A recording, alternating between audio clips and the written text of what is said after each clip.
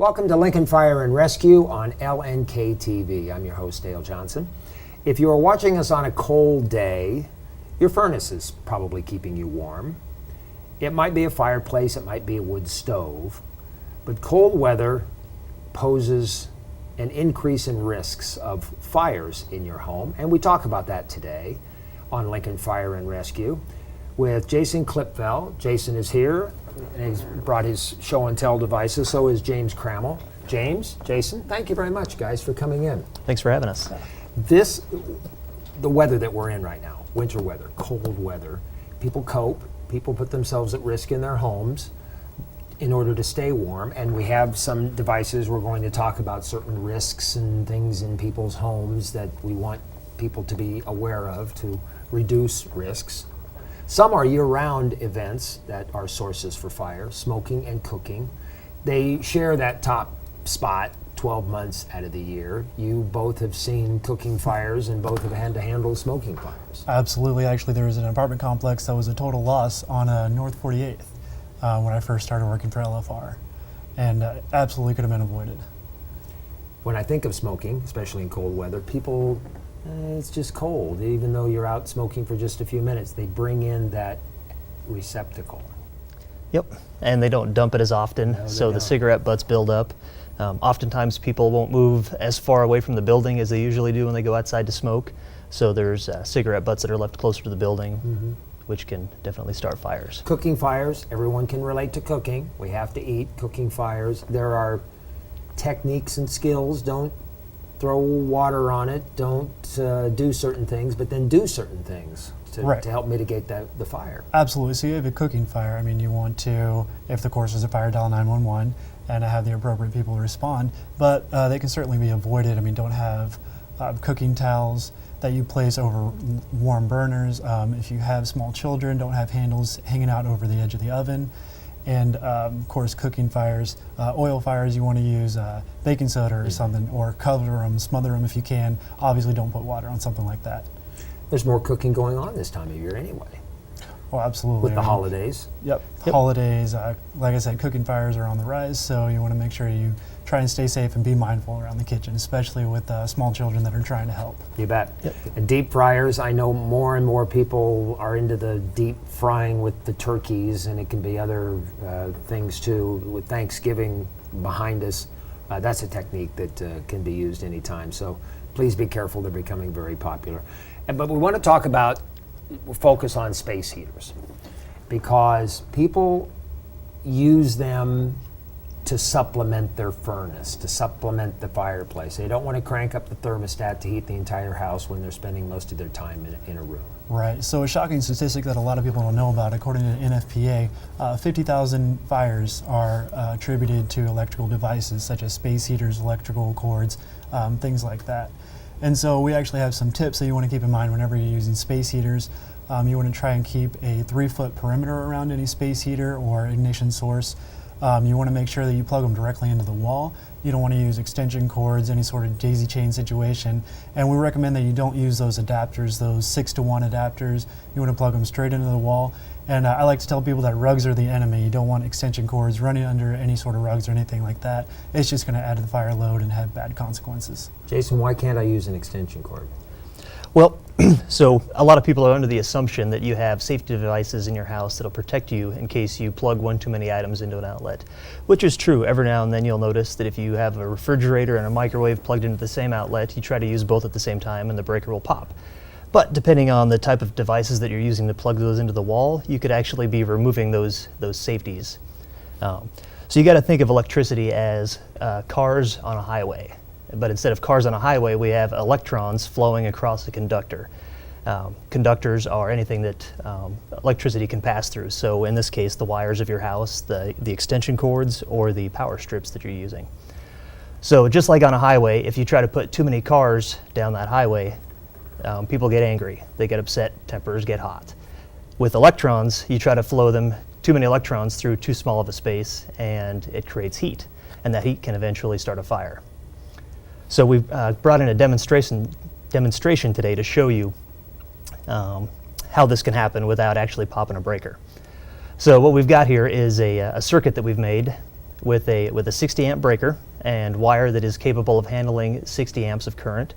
And then we have this small section here that is, we've removed the insulation to it so it doesn't create a lot of smoke. But this is to demonstrate using a space heater or an extension cord. So most houses only run 15 to 20 amps through a circuit. For the essence of time, we've cranked up the amps to 60 because this can take sometimes hours to actually get hot enough to start a fire. So we're not going to wait that long. We're going to crank it up a little bit and show you what happens. So you'll notice that the small wire is starting to turn hot and it'll eventually break. This is because we've got too many electrons trying to flow through it, or too many cars trying to go down this highway at one time. You'll notice that the breaker didn't pop, and this is because the breaker is no longer the weak link in this circuit. Now the small wire is the weak link. And that weak link can be an extension cord, it can be a wall adapter, or it can be a power strip that you used with any sort of a high amp device, which could be a space heater, a refrigerator, a microwave, in case you don't have enough outlets in your kitchen, so you think you can just run an extension cord over, and that can all create some pretty big issues for you. This is a power strip. Is that a dangerous device to plug a space heater into? Yeah, absolutely. Space heaters need to be plugged directly into walls when you use them, which is kind of unfortunate. The cord's only so long, but there's also a reason for that, because the longer the cord, the more resistance, or the smaller the highway gets, and then that can start creating heat. We talked about circuits and we talked about fuses a little bit. Both, there are homes that have both. Lived in a house that had both. Right. Some houses have one, some have the newer ones have the circuits and not the fuses. Yep. If you could help people understand why you don't want to put a 30 amp fuse in a 20 amp, where a 20 amp used to be. Sure. So what you're doing is you're removing the safety. The idea of that 20 amp breaker, it's actually matched to the wires that are behind the walls of your house. It's going to pop, Yep. right? Yep. So the wires are rated for 20 amps, and that fuse is rated for 20 amps, or the breaker, whichever it is. When you put a 30 amp breaker or a 30 amp fuse into something that originally had a 20 amp in there, you're adding 10 more amps than what the wire is rated for. Just like using an extension cord, one of these small white extension cords that we have here. Those aren't rated to handle 20 amps. I couldn't tell you what they're rated at, but they're only meant for light devices and intermittent use. You're supposed to unplug them when you're done with them. What's happening is the wire behind the walls are getting hot because the fuse hasn't popped, correct?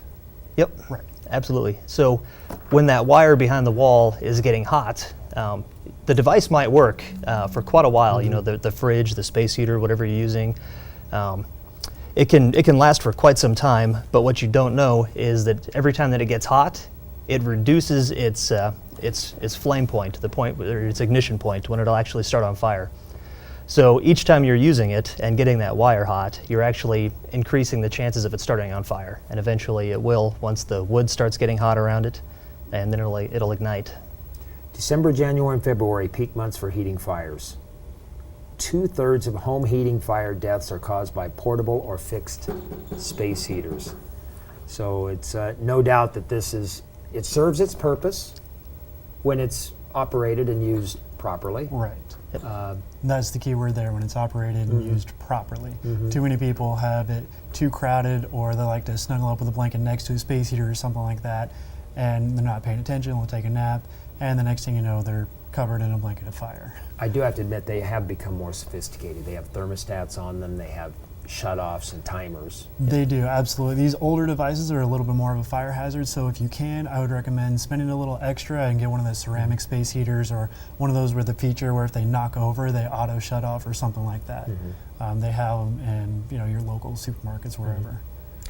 Explain the UL label. This power cord has the UL label, and I'm assuming that the extension cord probably does too, somewhere on there. It's indistinguishable, but you have to look for it. What does that mean? Absolutely. So every electronic device, from your cell phone to your refrigerator, has to be UL listed, which is Underwriters Laboratory. They actually started as part of an insurance company testing products to make sure they were safe to use in the home. So most devices that you buy from reputable stores will be UL listed. A lot of times when you start buying discount stuff, you can end up buying stuff that has been, it made its way into the US market without being properly tested. And when I say tested, they test it to make sure that it does what it's supposed to do, and it'll do it for an extended period of time without causing any issues. If I could return back to the power cord, do they have a lifespan? Can you have a power strip for a long period of time, or do they reduce efficiency after a period of time? I don't think there's anything in literature about how long they're good for, Okay. but there are still power strips that are around that aren't UL listed. A lot of the older ones don't have the built-in circuit breakers, which is a nice feature to help protect the wiring of your house. And they're not that expensive. You can always replace one Absolutely. if it starts to look like Right. this. Yep. Absolutely. I mean, This one's had some life. it's worth it. Just go around your house and check for that UL listing and make sure that you're hopefully covered. Candles. December is the peak time for candles in the home. Top 4 days, and we're coming up. Christmas Eve, Christmas Day, New Year's Eve, New Year's Day. Right. And anymore, you had no choice. If you wanted a candle, if you wanted the ambiance of a candle, you had to light one up. Not anymore. Now they have their own little flickering Right. lights. Everybody loves the sense of candles. They love the Sure. ambiance that they give off. But a lot of people will, one of those things that they set it and forget it. So they'll light a candle and they'll be doing things around the house, and next thing you know, they'll catch a curtain on fire or a towel that you've left near it or something like that. So what you want to do is kind of the same thing with a space heater. You hopefully want to have a safe perimeter around it. Don't leave them unattended, and absolutely those flickering candles that you can get at your local supermarket are a great alternative that you can plug it in, and hopefully those are underwriter listed also. And yeah, those are absolutely a good alternative. Dozens of home fires start every day in this country because of candles. Still, people have real Christmas trees in their home, and January is the #1 month. You can figure out why. January, the #1 month for Christmas tree fires. Yep, absolutely. So when you don't take your tree down, after it's run its course, they turn brown, the needles start falling off. That means that it's become a fire risk. Even during the month of December, you want to make sure you water your tree regularly. You always want to make sure there's water in the base of your tree if you decide to use a real tree. The fake trees, you obviously don't have to water those. But the real ones, once they start turning brown, you need to get them out of your house, because that's basically a big pile of kindling waiting to be lit, whether it's from the heat of a Christmas tree, a child playing nearby, or even a candle that you put too close to the tree. I don't know whether you guys are old enough to remember the huge Christmas tree lights that got so hot. It's amazing how hot and dangerous they became, because as that tree got drier, these bulbs got Absolutely. hotter and Right. hotter, and there were a lot more fires on Christmas trees then than there are now. Thank goodness they've made them safer and cooler. Right, absolutely. That's one of a good point, that you want to keep your tree watered hopefully throughout the season. You don't want it to dry out any sooner than it's already going to. And yeah, make sure that you have newer lights. Hopefully the LEDs, I think, are a good option. They don't use quite as much power, so you save on your utility bills there, and they're a little bit safer than the older can style lights. And back to your point, Jason, with plugging too many things into an outlet, you could end up having you could plug in your train set, you plug in the Christmas tree lights, you Right. plug in the star on top, and you plug in a couple of different things, and before you know it, it's like the old man in the Christmas Story, where he's plugging his Christmas tree in, and the sparks are flying. You don't want to get Yeah, to don't that do that. point. Don't to get to that point. All right, Christmas trees dry out, as I said. January is the top month for that. If we could return to one other, it's not necessarily a fire hazard as much as it is just a health hazard, carbon monoxide, because people shut up their homes, they crank up the furnace, it runs for hours and hours and hours, sometimes days depending on the cold. An inefficient furnace produces carbon monoxide, and that's a deadly killer. Absolutely it is. So carbon monoxide comes from products of incomplete combustion, which it's actually pretty difficult to get complete combustion on anything. So every furnace will produce carbon monoxide. That includes anything that burns natural gas in your house, so your water heater. Also your car, if you have an attached garage, that'll produce carbon monoxide. So what we recommend is having a carbon monoxide detector on each floor of your home, and keep it near the sleeping quarters, like wherever you sleep, near the bedrooms. Codes, I believe, have been updated if you do any significant remodeling in your home.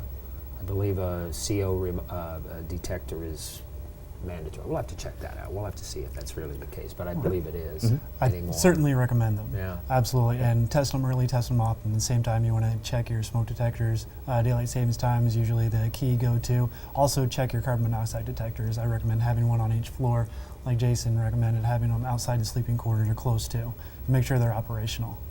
I've been on ride-alongs where the firefighter paramedics have gone in and installed smoke alarms and CO detectors for people who have requested them. That's a great service that you guys provide. Yep, we do provide smoke detectors, but we do not supply carbon monoxide detectors at this time.